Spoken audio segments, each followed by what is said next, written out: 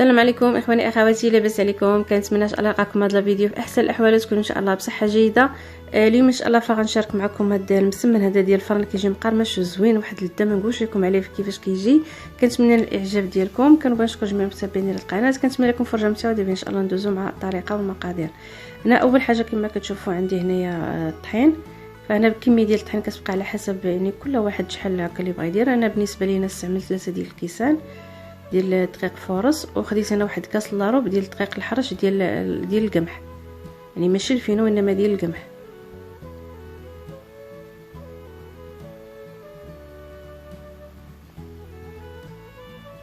هنا كنخلطوا الدقيقه مع بعضياتهم.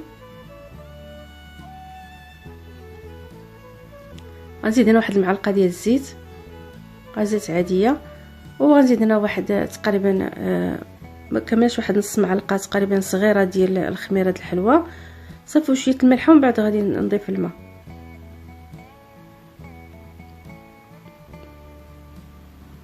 هنا غادي نجمع العجينه مزيان هكا بالماء، والعجينه كما تكونش قاصحه كاع بزاف وما تكونش يعني كاع رطبه هكا كاع كتلصق بزاف، يعني شويه تكون رطبه ولكن ماشي كاع ديك اللي كتلصق. صافي هنا غادي نجمعها وغادي ندلكها مزيان.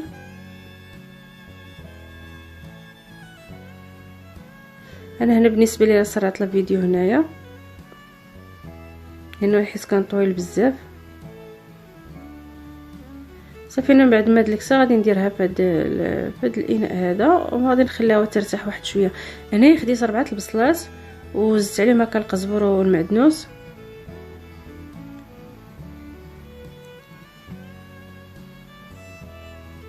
هنا واحد 5 ديال المعالق ديال القزبر والمعدنوس، وشي واحد نص معلقه ديال الخرقوم، نص معلقه ديال التحميره، وعندي هنايا شويه ديال راس معلقه ديال البزار، وعندي هنايا معلقه صغيره ديال الكمون، ومعلقه صغيره ديال القزبور يابس، ونص معلقه ديال الفلفل حمراء فيمي، وواحد شويه تقريبا ديال السودانيه.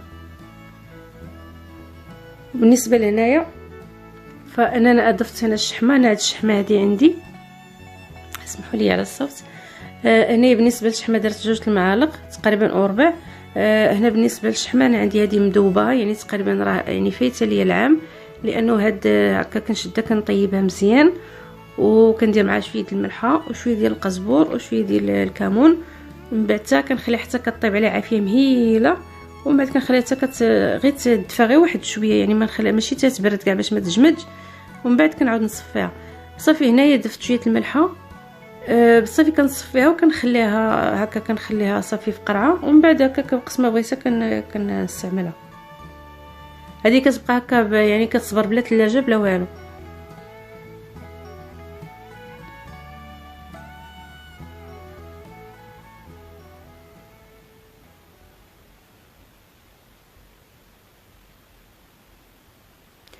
بالنسبه لهاد البصله هذه، اللي بغى يديرها بحال ما كيديرها، واللي بغى هكا واللي ما كيبغيش البصله بحالي يشحرها. المهم انا غنشحر البصله ديك، غنشحرها وغنخليها واحد شويه.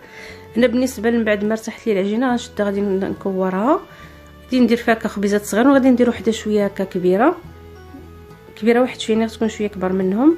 صافي غنخليهم واحد تقريبا 5 حتى 6 ديال الدقائق يرتاحوا واحد شويه. هنا غادي ناخذ شويه ديال الزبده والزيت، غادي نخلطهم، وغنضيف لهم واحد 2 معالق صغار ديال النشا.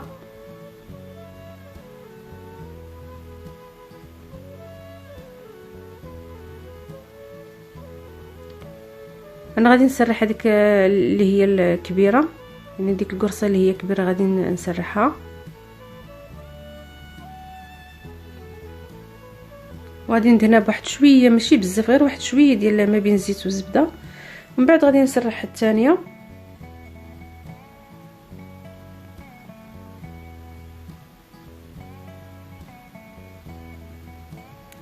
وغادي نحطها هكا فوق منها.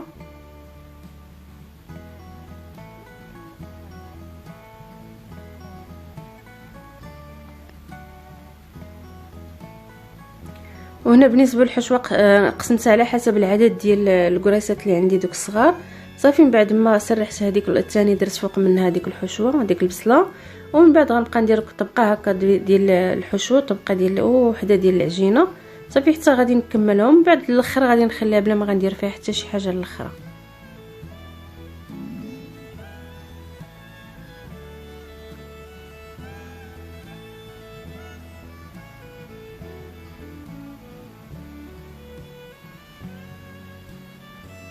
بالنسبه لهاد الشحمه هادي كتجي زوينه بحال ملي كتكون طايبه وكتبقى هكا محطوطه.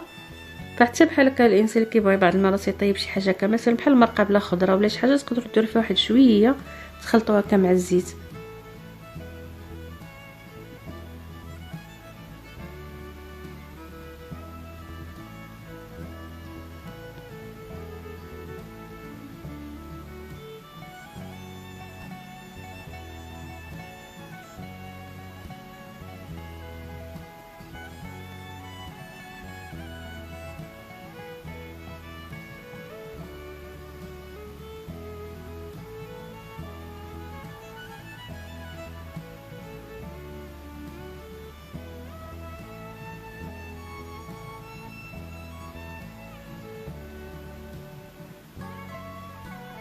صافي كنت هي الطبقه الاخرى.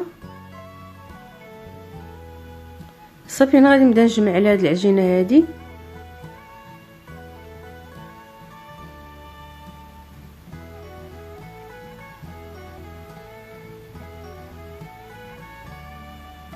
باش هكا ما ديش هكا باش ما تخرجش لنا هذيك الحشوه وباش حتى العجينه ما تتقطعش.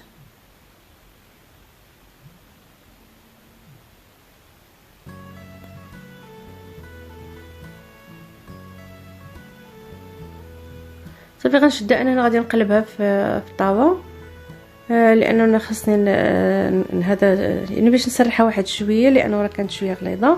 المهم انا هنا راه سرحتها شويه رقيقه وهكا، واللي ما كيبغيش يخليها شويه يعني ما يرققهاش. المهم انا هنا رققتها صافي. من بعد انا شديتها دهنتها هكا بالصفر ديال البيض، خلطته مع شويه ديال الحليب صافي ودخلتها الفران وهو سخون. من بعد ما طابت كنسوي على هذا الشكل هذا، يعني كما كتشوف راه كتجي مقرمشه هكا مزيان. وكانت هذه المسمنه ديال الفران ديال الوصفه ديال اليوم، فكنتمنى الاعجاب ديالكم. وهنا كنبغي نشكر جميع المتتبعين ديال هذه القناه اللي من المغرب وخارج المغرب. المهم كالعاده دائما كنتمنى التوفيق للجميع، وكنقول لكم السلام عليكم حتى الفيديو اخر ان شاء الله.